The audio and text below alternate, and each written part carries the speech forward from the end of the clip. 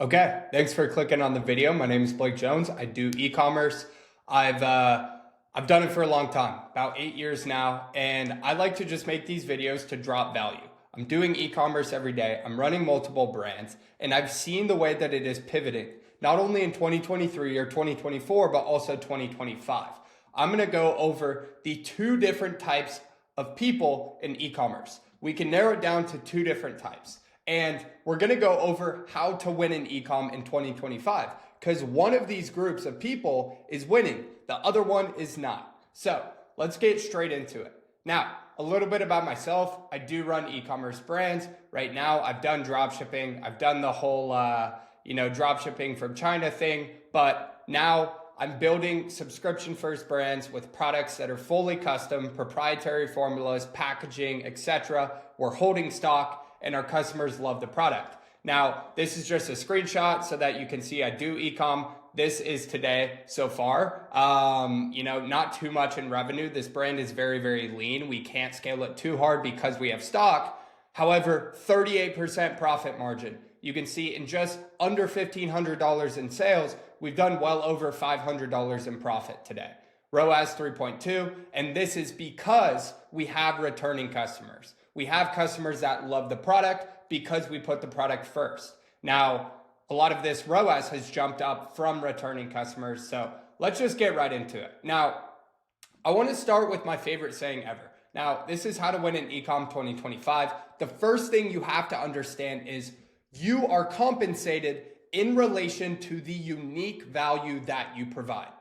I absolutely love this statement, and I live my life by this statement. I had to reevaluate myself once and ask myself how much unique value I'm actually providing, because your income or your compensation in your business or your salary or whatever it may be is a direct correlation to the unique value that you can provide and how scarce your skill is.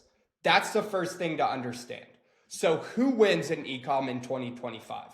The people that win are the brands. Now keep in mind, I said brands with superior product. Those are the people that are going to win.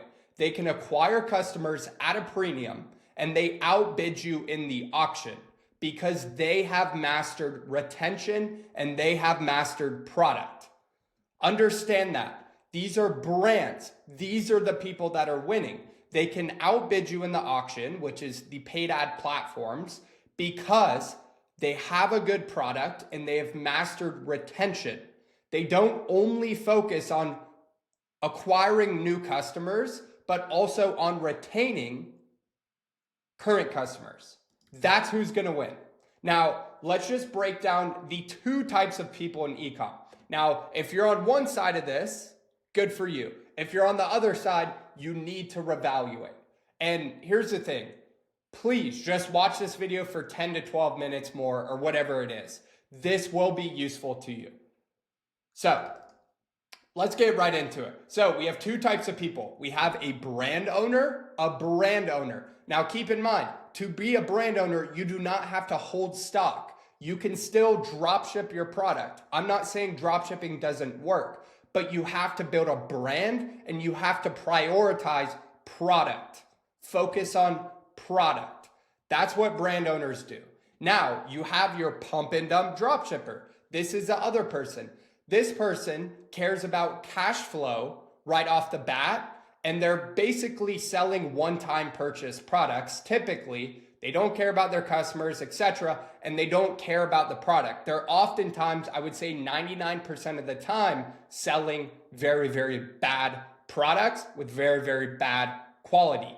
Pump and dump dropshipper. Now keep in mind, I'm not saying that this is every person who uses dropshipping as a fulfillment method.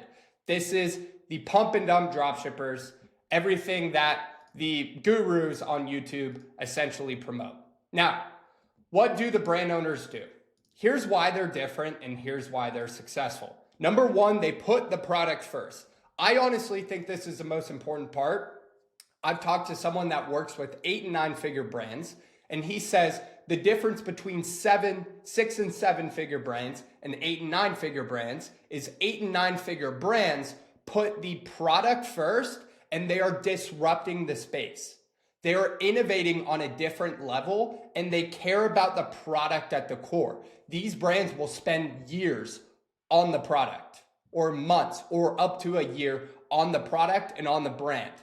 Now, most of the 6 and 7 figure brands, they kind of just test first, and the product quality is mediocre, and then they figure it out later. Now, you can do that, right? But put the product first to an extent. You need to have a unique value proposition in your product, and the quality has to be killer. Create a good product. I cannot stress this enough. It is the most amazing feeling in the world to create a brand with products that people love. Every time I check my reviews, it makes me smile. However, when I was drop shipping from China and I would check my reviews, I was like, oh, what's it gonna be this time? Someone complaining about shipping or quality, right? That's why I wasn't building enterprise value in those brands. So product first. Cuts is a perfect example here. Cuts took a t-shirt and they focused on quality. They have a unique value proposition and they have quality. Now, brand owners also put an emphasis on transparency. They like to build in public because they believe in their product. They're not afraid to put a face behind their product. Look at Daniel Dalen. Look at all of these guys on Twitter building in public. It's very, very cool. Now, they share the wins and losses, and this allows them to build a community around their product, and they can essentially like build a new channel to acquire customers through their organic content because they're documenting everything. Here is a great example. I don't know this guy. Maybe he'll watch this video. I don't know, but I really so he built a protein bar company. He filmed the whole thing. He documented the whole thing. He shared the wins, the losses, and now his ads are absolutely phenomenal because they are storytelling ads. People want to get behind his product and support him. So transparency, right? Brand owners build in public and they are transparent. They also promote accurate shipping times. This is something that is so important when it comes to retention. You have to think about what you are promising your customers. If you're promising them 5 to 7 day shipping, deliver on that 5 to 7 day shipping because that's your first impression. Now, if you promise 5 to 7 day shipping and your shipping is 2 to 3 days, they're going to come back, right? So it's down to little things like this that are so completely important. Next thing, customer experience. From packaging to customer support to building a community, the overall customer experience. Now, packaging is incredibly important, especially when you're focusing on retaining customers and building a brand that people are going to remember and share with others. Now, this is a very cool brand. This brand's called Honey. They sell like these Shilajit honey packets. Look at their packaging. Look at their unboxing experience. When I saw this brand, I never forgot it. I never forgot what that packaging looked like. This is super important. Focus on the unboxing experience. This again is your first impression. If you're dropshipping from China and you have polymailer e-packets or those polymailer packets, you have no unboxing experience. So why would customers come back? Now, you can provide this experience while still dropshipping. This is called branded dropshipping. You take inventory on custom packaging, maybe not the product itself, and you're still able to do this. I had a one-time purchase dropshipping store. There was no reason that people would buy 2, 3 at all. I had a 15% returning customer rate, and I was still dropshipping on that store. But next thing is customer support. Go above and beyond with your customer support. If the package is lost in transit, send them another one. Because if you make things right, they will come back 2, 3, 4 times. They don't forget about these things. Customer support is very, very important. I know a lot of dropshippers, they have about 300 emails in their inbox of angry customers. They're scared to respond to them, right? So boom, brand owners are not doing this. Real brand owners. Next, you're building a community. Avi is a perfect example here. They sell collagen. Look at their Facebook group. They're building a community of happy customers. And once you start to do this, this also pays dividends in your advertising because you can build a community of customers that are going to send you real videos and real testimonials those are often the ads that print in the ad account. They're ugly ads, but they're incredibly genuine. And when a cold audience sees it, they can tell this is a real customer. Build community. Next, brand owners are diversifying risk by going omni-channel. They're running Meta, they're running Snapchat, they're running Pinterest, Google, YouTube, TikTok, SMS, email, native ads, and even AppLovin. Also, they're maybe placing, they have placements on YouTube, or they have placements elsewhere in YouTube videos or influencer seeding, etc. Right? They're omni-channel because this is how you grow a real business and do it stably. Next, risk diversification. They are diversifying risk. That's also very, very important. Now, a brand that does this phenomenally well is called Pet Lab Co. Look at all of these SKUs. They have dog cleaning powder, soft chews, capsules, dental sticks, dental formula. They have more soft chews, right? This is just a few of their SKUs. But when you have multiple SKUs, you aren't just reliant on one hero product that can ultimately die off. Now you've created an ecosystem of products. Your AOV goes through the roof and your lifetime value in your customer also goes through the roof. You can upsell and cross-sell all these products. You can do new product launches, etc. They are diversifying risk through multiple SKUs.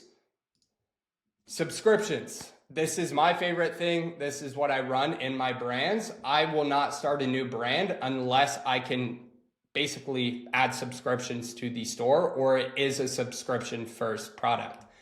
That is what I do. There's a reason for this. I think it's pretty obvious. Next, let's go to omni-channel marketing. Omni-channel marketing is a way to diversify your risk. If Meta tanks that day, maybe you have Snapchat or you have Pinterest or you have Google that kind of pulls the weight that day. You're going to see more consistency the more omni-channel you are. Last thing, I love this one, and I'm going to show you a phenomenal example. Now, brand owners, they understand how to operate and how to delegate. They build teams and they build systems. So they're oftentimes building a creative team. And the most important part is they are focusing on the highest lever or ROI tasks. This is important. You have to ultimately learn this. If you are dropshipping and you continue to dropship, and that's okay. But if you're doing the pump and dump, waiting for the next product, you test it for 3 months, it fizzles out, what's next, you're never gonna grow as an operator. The second that I got into subscription first branding and building more brands, that's when I learned so much. It's another level, it's another caliber. You have to start to move above the tasks that are not the highest lever in ROI tasks. This is very important. Now, you are compensated according to the scarcity of your expertise. Incredibly important. No matter what you do, whether you do e-com or whether you work a 9 to 5 or whatever that is, I want you to step back and ask yourself, how scarce is your expertise? Why do you think CEOs of Coca-Cola and Google and Nvidia and companies like this get paid so much money? It's because not a lot of people have been the CEOs of 8, 9-figure companies, right? So their expertise is scarce. That's how they grow. Now, when you're a customer service rep or an editor or a developer, your pay is proportional to how difficult you are to replace. I have editors on my team. I have VAs on my team. They are incredibly easy to replace. That's why they're compensated according to the scarcity of their expertise. Now, myself, as someone that builds brands, can get paid more because my expertise is scarce. Not too many can build brands, from finding the product to basically finding your competitive edge, to manufacturing, to building, to packaging design, to bringing it to market, to scaling it, to operating and managing the team, right? That's how you can make more money, and that's how you get to the next level. Now, AJ Patel is a phenomenal example of this.